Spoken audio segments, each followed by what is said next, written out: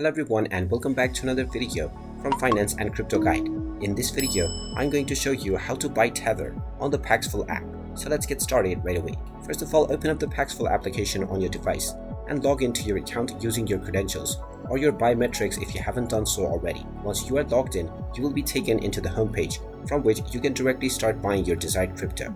Now you will see the Bitcoin, Ethereum, as well as the USDC and Tether right at the homepage. From this, simply tap on Tether and you can tap on Receive or Convert Tether option.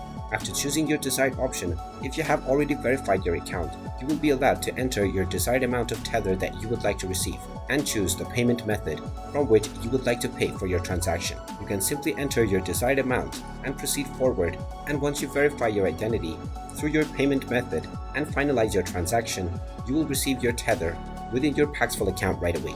And there you have it. That is how you can buy Tether on Paxful. If you find this video helpful, make sure you hit that like button and subscribe to our channel if you haven't done so already. Also ring that notification bell to never miss another update from us. Thank you for watching and I will see you again in the next video.